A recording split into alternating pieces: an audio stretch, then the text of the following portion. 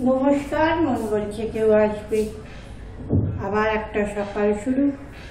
চুন কাজ অনেকক্ষণ আগেই শুরু হয়েছে, সকালটা এখন শুরু হয়নি। এই দেখুন তার কারণ, চা খাওয়া হয়ে গেছে একবার, আরও দুবার বাকি। আবার একটা নতুন সকাল, নতুনভাবে জীবনের শুরু। আবার সেই একঘেয়েমি কাজ। কিন্তু আমরা যদি প্রতিটা সকালকে নিজেদের মতো নতুন তৈরি করে নিতে পারি, কাজ একরকম হোক না, কিন্তু মনের মধ্যে একটু আনন্দ নিয়ে যদি কাজ করতে পারি, রান্নাঘরটাকে পরিষ্কার করছি যতটা পারছি, তার মাঝে মাঝেই আমাকে খাবারগুলো বানাতে হচ্ছে। কারণ ছেলের অফিসে যাওয়ার ব্যাপার, আটা মাখতে হবে। বার হলো আটার জায়গা, আটা মাখা। জানেন, আমি না আগে আটা মাখতে পারতাম না, হাসবেন না কিন্তু, কারণ আমার অনেক গুণ ছিল না। একেবারে সবার যে সকল গুণ থাকবে তা তো না, কিন্তু এখন আমি সব কাজ পারি, সব নিজে নিজে করি, সমস্ত কিছু। আমাকে আগে কাজ করতে হয়নি, আগে বলতে বিয়ের আগের কথা বলছি, বিয়ের পরের নয়। এই কাজ করতে করতে শিখে গেছি। তবে হ্যাঁ, বিয়ের আগে মা কিন্তু আমাকে সব কিছু হাতে ধরে শিখিয়ে দিয়েছিল। এই যে আটা মাখছি, একটু দেখিয়ে দিলাম। আমি একটা জিনিস খুব ভালো পারি, সেটা হলো খুব তাড়াতাড়ি কাজ করতে। দেখুন, আটা মাখা হয়ে গেছে। এবারে একটু সবজি, আলু ফুলকপির তরকারি করব, কাটতে বসে গেছি। সময় তো মানুষের কাছে কম থাকুক আর বেশি থাকুক, একটু গুছিয়ে কাজ করে নিলেই হয়। আর আমার তো এই জানলায় বসলে এমনিই টাইম হয়ে যায়। যখন তাড়া থাকে তখন আর বাইরের দিকে তাকাতে হয় না, দেখেছেন? এই হয়ে গেছে আলু কাটা। এবারে একটু রান্না বসিয়ে দিই। আজকে প্রেশার কুকারেই করে নেব, প্রেশার কুকারেই রান্নাটাকে বসিয়ে দিয়ে তারপরে রুটি করব। তবে আজকে ভাবছি রুটি করব না। কাঁচা লঙ্কা খুঁজে পাচ্ছি না, ফ্রিজটা এক্সপায়ার একদম ভরে গেছে জিনিসে, তাই শুকনো লঙ্কা দিয়েই রান্নাটা শুরু করে দিলাম। ওই যে বললাম তারা আছে, তারার সময় না অত কিছু দেখা যায় না।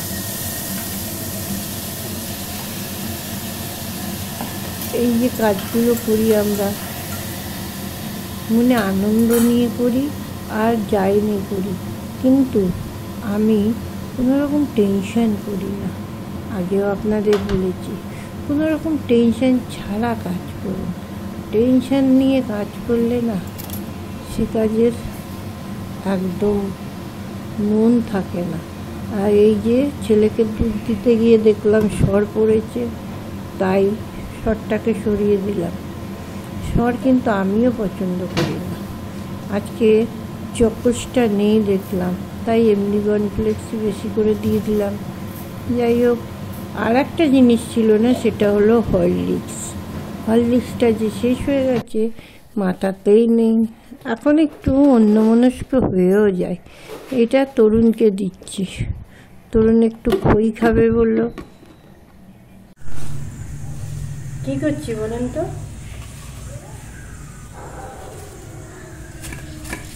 ছেলের পরোটার তেল একদম, বুঝে গেছেন? এটা করলে তেলটা একদম থাকে না। দেখুন, সপ্তাহে 2 দিন পরোটা, 2 দিন রুটি, 2 দিন চাল, এইভাবেই দিই। সন্ধ্যেবেলা অন্য খাবার দিই তো, যার জন্য আর এই সমস্ত খাবার সন্ধ্যেবেলা দিই না। আবার সকালবেলাও অন্য টিফিনও দিই না। দেখি এরপর থেকে একটু চেঞ্জ করবো। চলুন ওকে টিফিনটা দিয়ে তারপর আবার পরে আপনাদের সঙ্গে দেখা করছি। জ্যাকেটটা খুলে নিয়েছি, খুব গরম লাগছে, আবার পরে পরবো যদি লাগে। Tiffin ready. আচ্ছা, একটু পেয়ারা ছিল, দিয়ে দিলাম, আপেল, পেয়ারা আর খেজুর। সকাল থেকে কাজ কাজ কাজ, তবুও মনটা ভালো লাগে।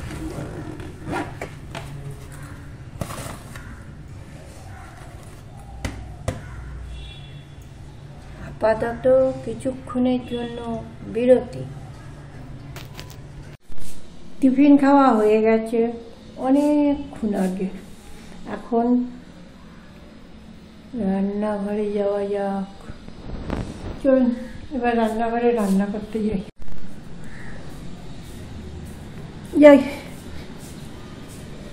বাজার থেকে অনেক কিছু কিনে এনেছি, সেগুলো পরে হবে।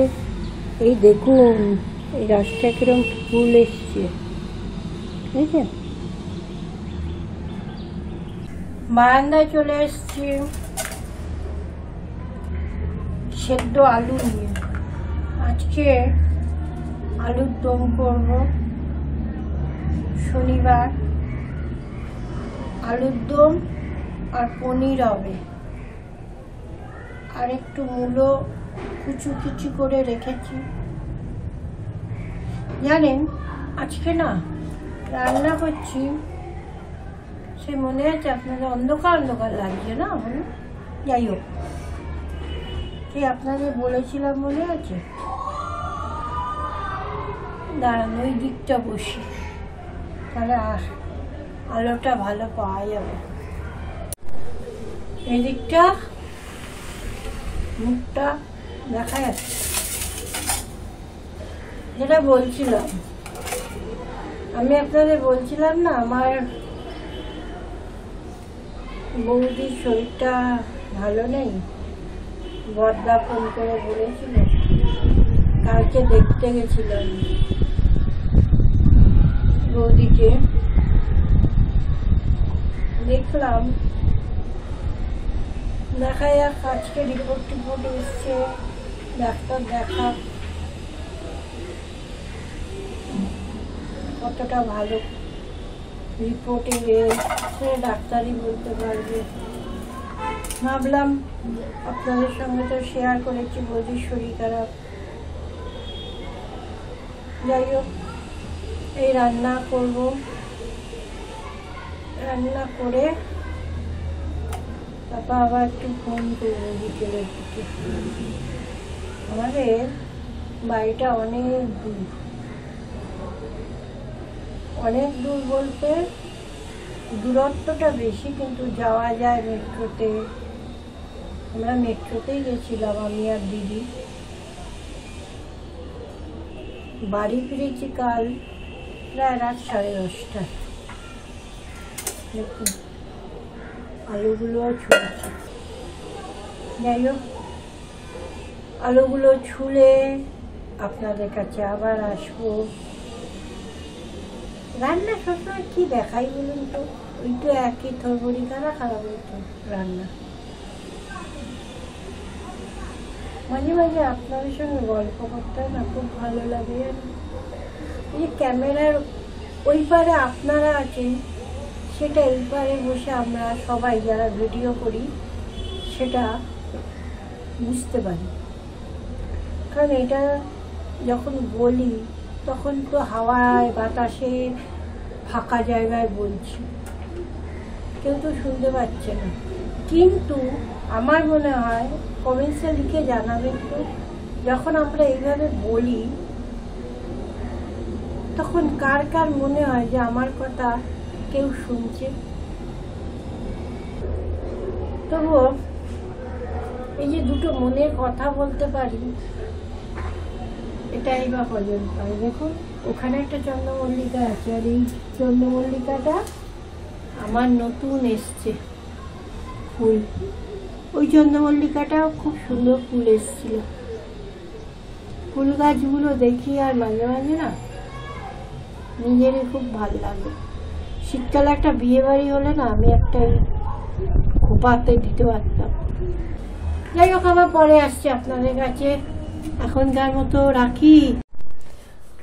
আপনাদের একটা জিনিস দেখাই। আমি একটু বারান্দায় ছিলাম, দেখলাম পুকুরটা যেন কেমন, ঠিক যেন মনে হচ্ছে ঝলসানো রুটি। না না, এখন তো দিনের বেলা, মনে হচ্ছে কলা পাতায় কেউ যেন ভাত খেতে দেবে। সন্ধেবেলা একটা ওষুধ কিনতে যাচ্ছি, দেখি বাইরে কীরকম ঠান্ডা। টুপি নিয়ে নিয়েছি, এই সামনেই যাব। এই পুকুরটাকে চিনতে পারছেন? হ্যাঁ, এটা সেই আমি যে পুরনো বাড়িতে ভাড়া থাকতাম, তার সামনে পুকুর। অনেক দিন পরে এই পুকুরের সামনে দিয়ে যাচ্ছি। আপনাদের দেখাবো না একবার? পুরনো সেই দিনের কথা ভোলা যায়? বেশ ঠান্ডা লাগছে, মাথাটা, টুপিটা পরতে হবে। পুকুরের সামনে দিয়ে এলাম তো, খুব ঠান্ডা লাগছে। চলুন টুপিটাকে পরে নিই। এই দেখুন সেই মন্দির, টুপিটা পরে নিচ্ছি।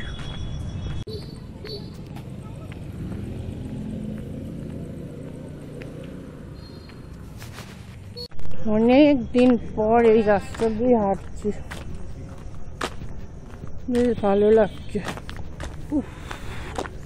ভাবলাম ঠান্ডা নেই, ঘরে একটু ঠান্ডা লাগছে না, তো এখানে তো ভালোই ঠান্ডা লাগছে।